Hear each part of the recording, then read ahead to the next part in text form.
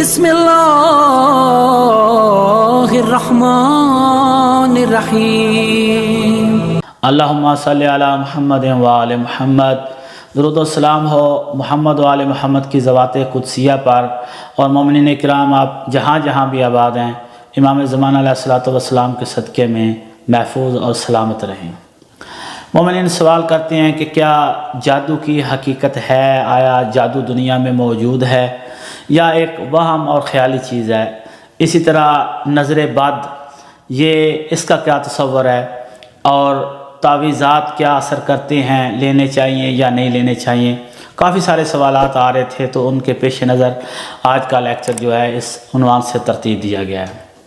مومنین جادو کی حقیقت سے کوئی انکار نہیں کر سکتا۔ جادو کا ذکر قرآن میں بھی موجود ہے، دنیا میں موجود ہے اور اس کے اثرات بھی ہوتے ہیں۔ اس کی حقیقت سے انکار نہیں کیا جا سکتا۔ اس ویڈیو کو لائک کریں، ہمارے چینل کو سبسکرائب کریں اور بیل آئیکن ضرور پریس کریں ہماری نیو ویڈیو سب سے پہلے دیکھنے کے لیے۔ لیکن اسلام میں جادو کرنا، سیکھنا اور سکھانا حرام ہے۔ بلکہ آپ کو پتہ بھی چل جائے کہ کسی نے مجھ پہ جادو کیا ہے، کسی طرح پتہ چل جائے تو جواب میں بھی اس پر جادو کرنا حرام ہے۔ آپ اس کا توڑ لے سکتے ہیں تعویذات سے، وہ بھی جو محمد و آل محمد علیہ الصلوۃ والسلام نے بیان کی ہیں، ان کے ذریعے آپ اس کے اثر کو زائل کر سکتے ہیں۔ اسی طرح نظر بد کو آپ زائل کر سکتے ہیں۔ محمد و آل محمد کے فرامین میں، احادیث میں ہر چیز کا بیان ہے۔ فقط اور فقط ہمارے ساتھ مسئلہ یہ ہوتا ہے کہ ہم تک بات پہنچائی نہیں جاتی اور یا ہم اس فیلڈ سے دور ہوتے ہیں اور بدقسمتی سے ہم چلے جاتے ہیں ایسے لوگوں کے پاس جن کے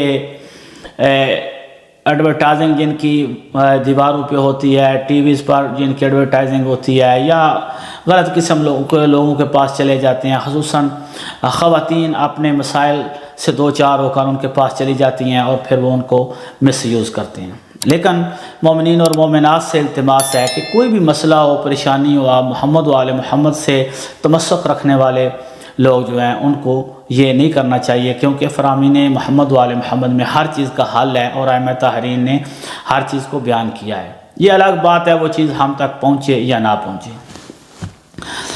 ابو دجانہ انصاری صحابی رسول ہیں، یہ روایت کرتے ہیں کہ بینما انا مضطجع فی فراشی اس سمیت سریرا کا سریر الرحا و دویا کا دوی النحل۔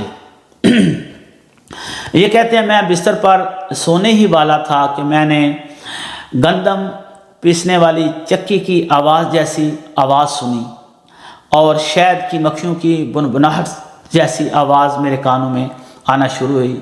جو ہی میں نے گھر کے سین میں دیکھا تو کوئی ایک مجھے ایسا سایہ نظر آیا، یالو و یطول، جو کبھی لمبا ہو جاتا تھا، کبھی پھیل جاتا تھا اور آگ منہ سے نکال رہا تھا۔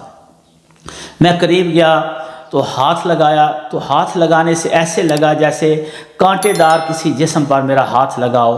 پوری رات میں پریشانی میں، اضطراب میں گزاری اور صبح رسول اللہ صلی اللہ علیہ وسلم کی خدمت میں حاضر ہوا۔ سب سے پہلے میں نے اپنا یہ مسئلہ بیان کیا، یا رسول اللہ آج رات میرے ساتھ یہ واقعہ پیش آیا ہے۔ رسالت مآب نے علی علیہ السلام کو حکم دیا کہ یا علی ابو دجانہ کے لیے تعویذ لکھیں، اور یہ تعویذ کتب میں، روایات میں، بہت ساری کتابوں میں ذکر ہوا ہے، آسانی سے آپ کو مل جائے گا۔ جناب امیر علیہ السلام نے لکھا، رسول اللہ صلی اللہ علیہ وسلم نے لکھوایا، ابو دجانہ انصاری کے نام سے حرز یہ مشہور ہے۔ تعویذ جب مکمل ہوا تو رسالت مآب صلی اللہ علیہ وسلم نے فرمایا ابو دجانہ آج رات اس کو اپنے تکیے کے نیچے رکھ کے سو جانا۔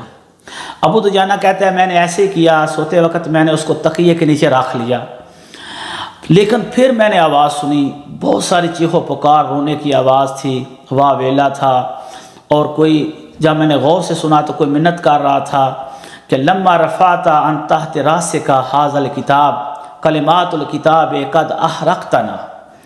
ابو دجانہ کب تو اپنے تکیے کے نیچے سے یہ کتاب اور تعویذ اٹھائے گا؟ اس کتاب اور تعویذ کے کلمات نے، حروف نے ہمیں جلا کے رکھ دیا۔ وہیں جنات اور وہیں غیر مرئی چیزیں جو ابو دجانہ کے اوپر آگ پھینک رہی تھیں آگ سے بنے ہوئے ہیں، لیکن رسول اللہ صلی اللہ علیہ وآلہ وسلم کے لکھے ہوئے تعویذ کی وجہ سے وہی خود جلنا شروع ہو گئے اور منتیں کرنا شروع ہو گئے کہ ہم اس محلے سے چلے جائیں گے، آپ کا گھر تو دور کی بات ہے، آئندہ لوٹ کر اس بستی میں نہیں آئیں گے، آپ یہ کتاب اپنے سرہانے سے اٹھا لیجیے۔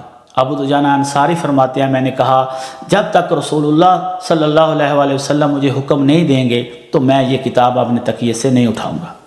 وہ تعویذ ابو دجانہ نے نہیں اٹھائے، پوری رات وہ چیخ و پکار کرتے رہے، جلتے رہے اور مر گئے۔ تو مومنین محمد و آل محمد، اگر کسی مومن کو ایسی شکایت ہے، کوئی پریشانی ہے، تو محمد و آل محمد کے کلمات کی حدیث کی طرف رجوع کر کے آپ یہ اپنی پریشانی حل کر سکتے ہیں، اور ضرور یہ اس مریض کو جو مومنین میں موجود ہے جس کو یہ شکایت ہے، تو یہ تعویذ آپ حرز ابو دجانہ انصاری کے نام سے مشہور ہے، میں بھی اس کو ڈسکرپشن میں لکھ دیں گے، انشاءاللہ آپ وہاں سے آپ کاپی کر سکتے ہیں، آرام سے لکھ سکتے ہیں، تو آپ کی یہ مرض حل ہو جائے گی اور چھٹکارا مل جائے گا۔ تو مومنین سے آخر میں التماس ہے دعاؤں میں یاد رکھا کریں۔ والسلام علیکم ورحمۃ اللہ۔